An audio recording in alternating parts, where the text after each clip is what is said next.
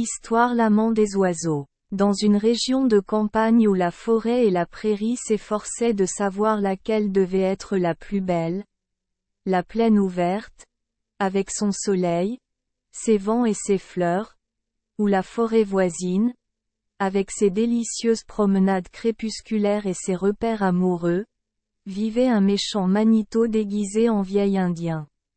Bien que le pays fournisse une abondance de gibier et tout ce qu'un bon cœur pouvait désirer, l'étude de ce méchant génie était de détruire ceux qui tombaient entre ses mains.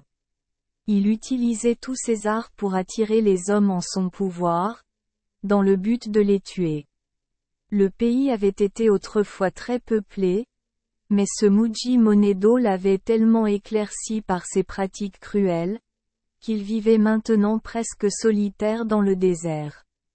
Le secret de son succès résidait dans sa grande rapidité.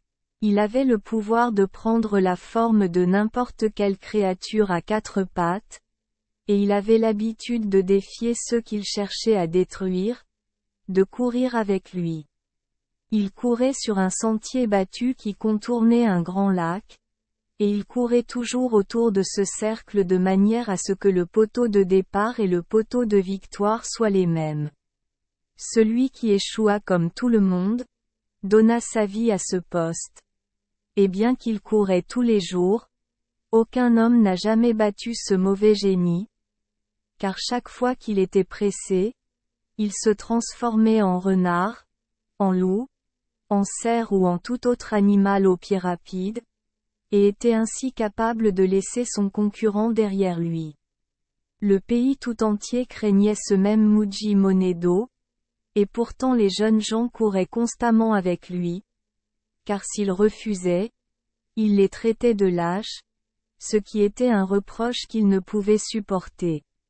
Il préfère mourir plutôt que d'être traité de lâche. Pour continuer son jeu, le Manito se moquait de ses matchs à pied mortels, et au lieu de prendre un air fanfaron et de se vanter, avec sur les mains le sang de ceux qu'il avait vaincus, il adoptait manière agréable, et visitait les lodges à travers le pays comme le ferait n'importe quel autre vieil indien au caractère doux et inoffensif. Son but secret dans ces visites amicales était de savoir si les jeunes garçons étaient en âge de courir avec lui. Il surveillait très attentivement leur croissance, et le jour où il les croyait prêts, il ne manquait pas de les défier à une épreuve sur son terrain de course. Il n'y avait pas une famille dans toute cette belle région qui n'eût été ainsi visitée et éclaircie. Et le Manito en était tout naturellement venu à être tenu en horreur par toutes les mères indiennes du pays. Il se trouvait qu'à côté de lui vivait une pauvre veuve dont il avait vécu avec le mari et les 7 fils. Et elle vivait maintenant avec une fille unique et un fils de 10 ou 12 ans. Cette veuve était très pauvre et faible, et elle souffrait tellement du manque de nourriture et des autres commodités de la loge, qu'elle aurait été heureuse de mourir, sans sa fille et son petit-fils. Le Muji Monedo s'était déjà rendu dans sa loge pour voir si le garçon était suffisamment grand pour être défié à la course. Et le Monedo était si rusé dans ses approches et si doux dans ses manières, que la mère craignait qu'il n'attire encore son fils et ne fasse avec lui comme il l'avait fait avec son père et ses 7 frères, malgré toutes ses luttes pour le sauver. Et pourtant, elle s'efforçait de toutes ses forces de fortifier son fils dans toutes les bonnes voies. Elle lui enseigna, du mieux qu'elle put, ce qui convenait aux chasseurs avisés et aux braves guerriers. Elle se souvint et lui présenta tout ce dont elle pouvait se souvenir du savoir-faire et du savoir-faire de son père et de ses frères perdus. La veuve instruisait également sa fille de tout ce qui pouvait la rendre utile en tant qu'épouse, et pendant les loisirs de la loge, elle lui donnait des leçons sur l'art de travailler les piquants du porc épic, et lui accordait d'autres accomplissements qui devraient faire d'elle un ornement et une bénédiction pour la maison de son mari. La fille, nommée Minda, était gentille et obéissante envers sa mère et ne manquait jamais à son devoir. Leur loge était située en hauteur sur les rives d'un lac, ce qui leur offrait une vaste perspective de campagne, agrémentée de bosquets et de champs ouverts, qui ondulaient de la lumière bleue de leurs hautes herbes, et faisaient, à toutes les heures du soleil et de la lune, une scène joyeuse à regarder. À travers cette belle prairie, Minda s'était rendue un matin pour rassembler des branches sèches pour leur feu, car elle ne dédaignait aucun travail de la loge. Et tout en profitant de la douceur de l'air et de la beauté verdoyante des bois, elle s'est promenée au loin. Elle était arrivée devant une rive, peinte de fleurs de toutes les couleurs, et était allongée sur son lit parfumé, lorsqu'un oiseau, au plumage rouge et bleu foncé doucement mélangé, se posa sur une branche voisine et commença à répandre son chant de Noël. C'était un oiseau au caractère étrange, comme elle n'en avait jamais vu auparavant. Sa première note fut si délicieuse à l'oreille de Minda, et elle fut si perçante dans son jeune cœur, qu'elle écouta comme elle ne l'avait jamais fait auparavant aucun son mortel ou céleste. Cela ressemblait à la voix humaine, interdite de parler, et prononçant son langage à travers ce chant sauvage des bois avec une mélodie lugubre, comme si elle déplorait le manque de pouvoir ou le droit de se rendre plus clairement intelligible. La voix de l'oiseau montait et descendait, tournait en rond, mais partout où flottaient ou étalaient ses notes, elles semblaient toujours avoir leur centre là où Minda était assise, et elle regardait avec des yeux tristes les yeux tristes de l'oiseau triste, qui se tenait dans son plumage rouge et bleu profond juste en face du talus fleuri. Le pauvre oiseau s'efforçait de plus en plus avec sa voix, et semblait de plus en plus anxieux à dresser ses notes de lamentation à l'oreille de Minda, jusqu'à ce qu'à la fin elle ne puisse s'empêcher de dire « Qu'est-ce que tu as, triste oiseau ?» Comme s'il avait seulement attendu qu'on lui parle, l'oiseau quitta sa branche, se posa sur la berge, sourit à Minda et, secouant son plumage brillant, répondit « Je suis lié dans cet état jusqu'à ce qu'une jeune fille m'accepte dans mariage. J'ai erré dans ces bosquets et chanté pour de nombreuses filles indiennes, mais aucune n'a jamais prêté attention à ma voix avant vous. Veux-tu être à moi ?» ajouta-t-il, et il répandit un flot de mélodies qui pétillait et se répandait avec ses doux murmures sur toute la scène, et ravissait la jeune Minda, qui restait silencieuse, comme si elle craignait de rompre le charme par la parole. L'oiseau, s'approchant, lui demanda, si elle l'aimait, d'obtenir le consentement de sa mère pour leur mariage. Je serai alors libre, dit l'oiseau, et vous me connaîtrez tel que je suis. Minda s'attardait et écoutait la douce voix de l'oiseau dans ses propres notes forestières, ou remplissant chaque pause d'un doux discours humain, l'interrogeant sur son domicile, sa famille et les petits incidents de sa vie quotidienne. Elle revint à la loge plus tard que d'habitude, mais elle était trop timide pour parler à sa mère de ce que l'oiseau lui avait chargé. Elle revenait encore et encore au repère parfumé du bois, et chaque jour elle écoutait avec plus de plaisir le chant et le discours de son admirateur d'oiseaux, et chaque jour il la suppliait de parler du mariage à sa mère. Mais elle ne parvenait pas à trouver le courage de le faire.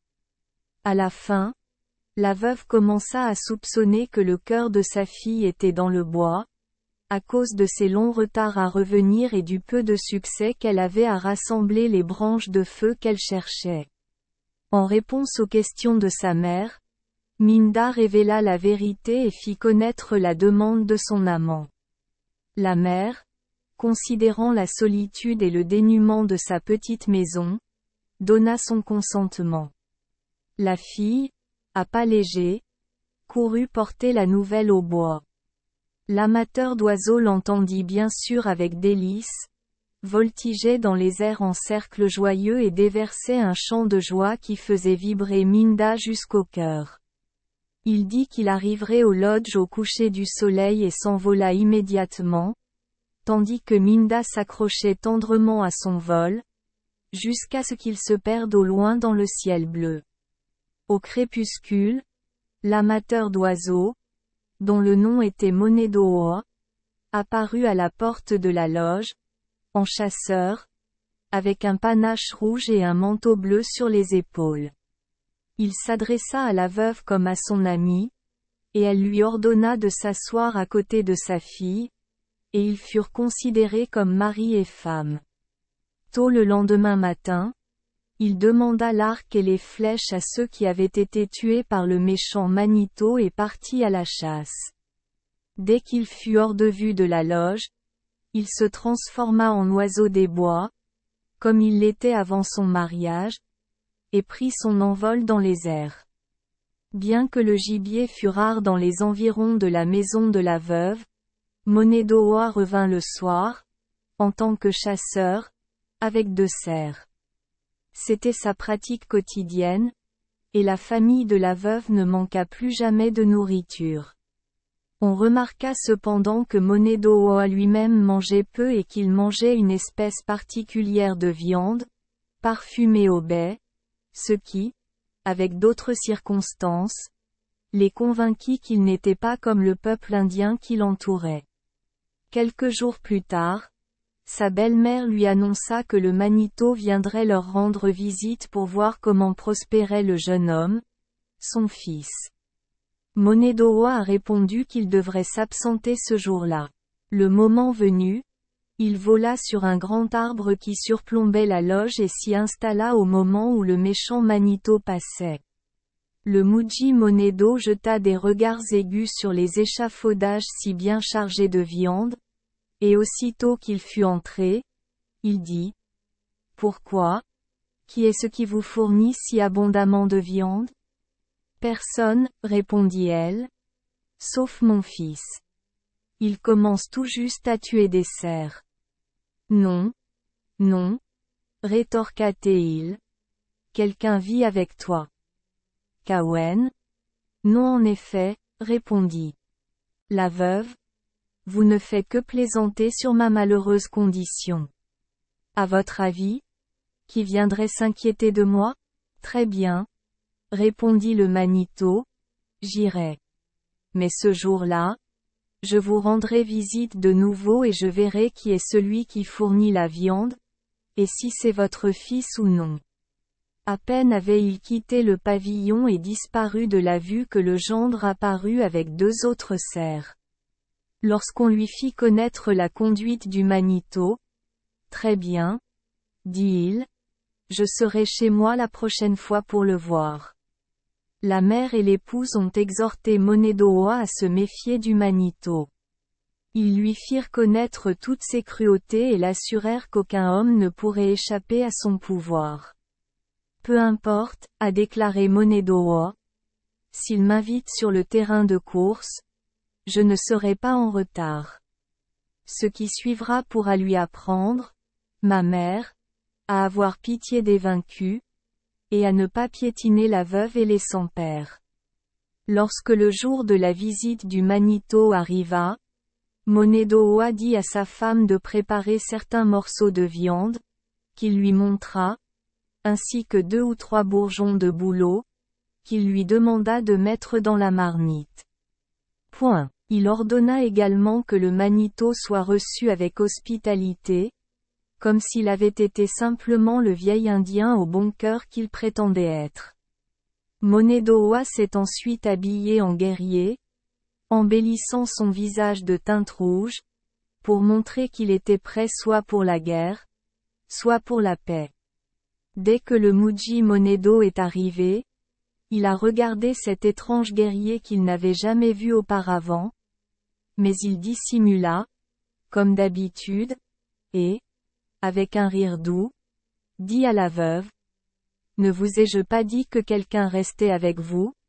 Car je savais que votre fils était trop jeune pour chasser. » La veuve s'excusa en disant qu'elle ne jugeait pas nécessaire de le lui dire, dans la mesure où il était un Manito et qu'elle devait le savoir avant de le demander. Le Manito était très agréable avec Monedo'oa, et après bien d'autres discours, d'une voix douce, il l'invita au champ de course, disant que c'était un amusement viril, qu'il aurait une excellente chance d'y rencontrer d'autres guerriers, et qu'il serait lui-même heureux de courir avec lui. Monedo'oa se serait excusé en disant qu'il ne savait rien de la course à pied. Eh bien, répondit le Muji Monedo, tremblant de tous ses membres tandis qu'il parlait, tu ne vois pas quel âge j'ai l'air, alors que tu es jeune et plein de vie. Il faut au moins courir un peu pour amuser les autres. Qu'il en soit ainsi, répondit Monedo'oa. Je vous obligerai. J'irai demain matin. Satisfait de son succès astucieux, le Manito aurait maintenant pris congé, mais il fut pressé de rester et de partager leur hospitalité. Le repas fut immédiatement préparé. Mais un plat a été utilisé. Monedo'oa y prit le premier, pour montrer à son hôte qu'il n'avait pas à craindre, en disant en même temps, c'est un festin, et comme nous nous rencontrons rarement, nous devons manger tout ce qui est mis sur le plat, en signe de gratitude. Au grand esprit pour m'avoir permis de tuer des animaux, et pour le plaisir de vous voir et d'en partager avec vous. Ils mangèrent et parlèrent de ceci et de cela, jusqu'à ce qu'ils eussent presque expédié le repas, lorsque le Manito prit le plat et but le bouillon d'un seul coup. En le posant, il tourna aussitôt la tête et se mit à tousser avec une grande violence. Le vieux corps dans lequel il s'était déguisé était sur le point d'être secoué en morceaux, car il avait, comme Monedo'oa s'y attendait, avalé un grain de bourgeon de bouleau, et cela, qu'il savourait comme étant de nature d'oiseau, le rendit très affligé. Le vieux Manito, qui avait le caractère d'un animal ou d'une chose à quatre pattes.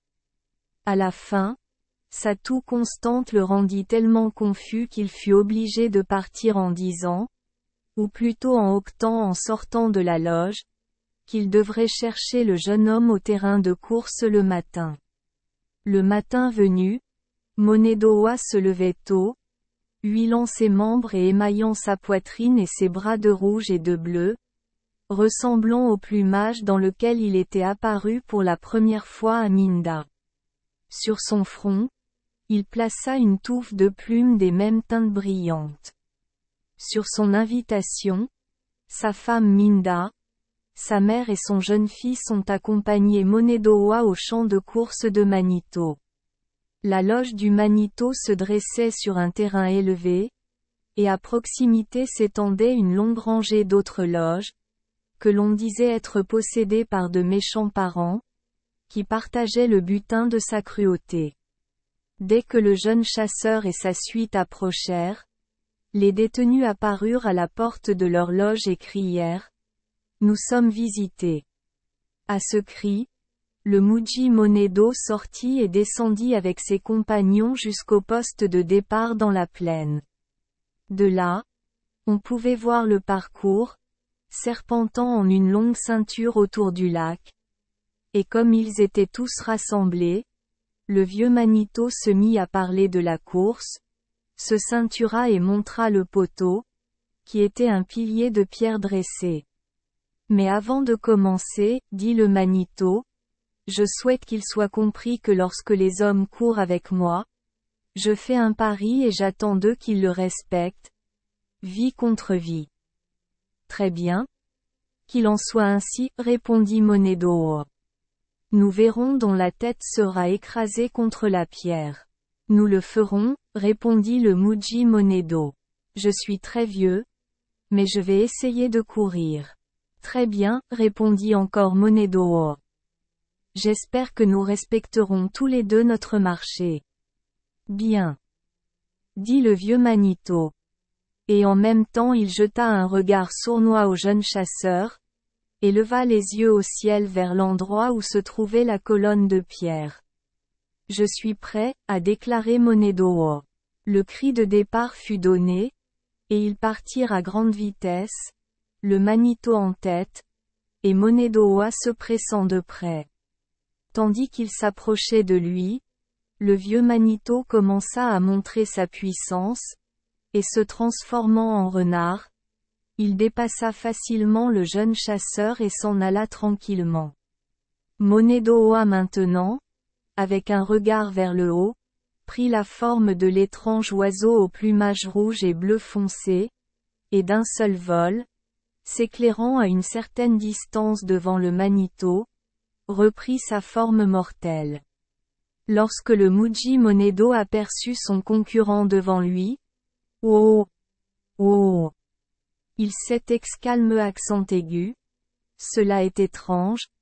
et il se transforma aussitôt en loup et dépassa Monedoa à toute vitesse.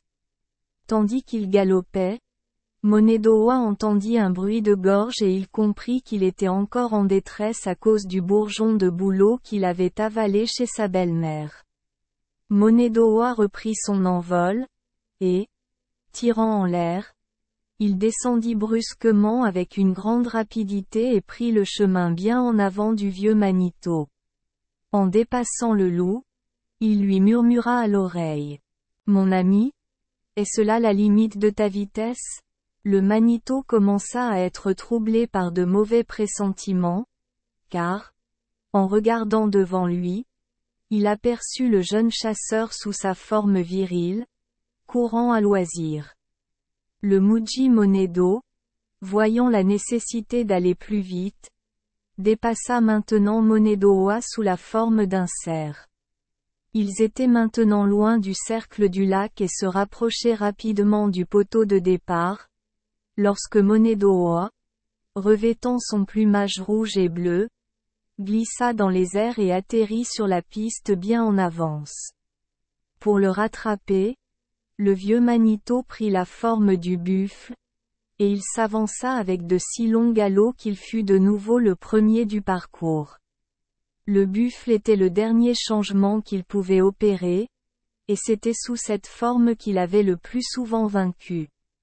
Le jeune chasseur, redevenu oiseau, en train de dépasser le Manito, vit sa langue sortir de sa bouche de fatigue. « Mon ami, dit Monedoa, est-ce que c'est toute ta vitesse ?» Le Manito ne répondit rien. Monedoa avait repris son caractère de chasseur, et était à quelques pas du poteau vainqueur, lorsque le méchant Manito l'avait presque rattrapé. Baka! Baka! Neji! Il a appelé Monedoa. Arrête, mon ami, je veux te parler. Monedoa a ri aux éclats en répondant. Je vous parlerai au poste de départ. Quand les hommes courent avec moi, je fais un pari et j'attends d'eux qu'ils le respectent, vie contre vie. Encore un vol comme l'oiseau bleu aux ailes rouges, et Monedoa était si près du but qu'il pouvait facilement l'atteindre sous sa forme mortelle.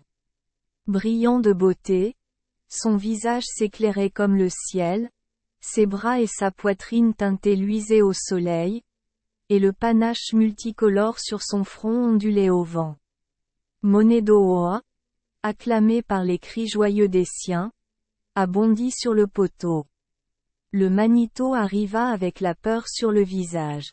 « Mon ami, dit-il, épargnez-moi la vie. » Puis il ajouta à voix basse, comme s'il ne voulait pas que les autres l'entendent, « Donnez-moi la vie. » Et il commença à s'éloigner comme si sa demande avait été exaucée. « Comme vous avez fait aux autres, répondit Monedoa, il vous sera fait ainsi. » Et saisissant le méchant Manito, il le frappa contre la colonne de pierre. Ses parents, qui regardaient avec horreur, poussèrent un cri de peur et s'enfuirent encore vers quelques pays lointains, d'où ils ne sont jamais revenus.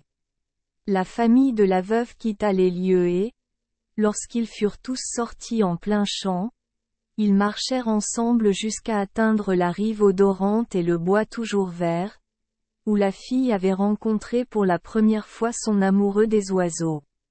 Monedoa se tournant vers elle, lui dit « Ma mère, ici nous devons nous séparer. Ta fille et moi devons maintenant te quitter. Le bon esprit, ému de pitié, m'a permis d'être ton ami. J'ai fait ce pourquoi j'ai été envoyé. Il m'est permis d'emmener avec moi celle que j'aime. J'ai trouvé votre fille toujours bonne, douce et juste. Elle sera ma compagne. La bénédiction du bon esprit soit toujours avec vous. Adieu, ma mère, mon frère. Adieu. Tandis que la veuve était encore émerveillée par ces mots, Monedoa et Minda, sa femme, changés au même moment, s'élevèrent dans les airs, tels de beaux oiseaux, vêtus de couleurs brillantes de rouge et de bleu. Ils chantaient ensemble pendant qu'ils volaient, et leur chant était joyeux, et tombant, comme des gouttes claires. Tandis qu'ils s'élevaient et s'envolaient très haut, une paix délicieuse entra dans l'esprit de la pauvre veuve, et elle retourna à sa loge profondément reconnaissante pour toute la bonté qui lui avait été témoignée par le maître de vie. À partir de ce jour, elle n'a jamais connu le besoin, et son jeune fils s'est avéré un réconfort pour sa loge, et le chant mélodieux de Monedoa et Minda, lorsqu'il tombait du ciel, était toujours une musique, où elle voulait, résonnant de paix et de joie dans son oreille. Merci les enfants des Esperluette Croisillon 39. Avoir écouté des contes de fées au jour Esperluette Croisillon 39. 8. Espérons que les histoires apporteront aux enfants des moments heureux et significatifs. Si vous aimez notre chaîne, veuillez appuyer sur le bouton S Esperluette Croisillon 39. Abonner, pour ne manquer aucune histoire intéressante. Je vous souhaite une bonne nuit de sommeil et de beaux rêves. Rendez-vous dans la prochaine histoire.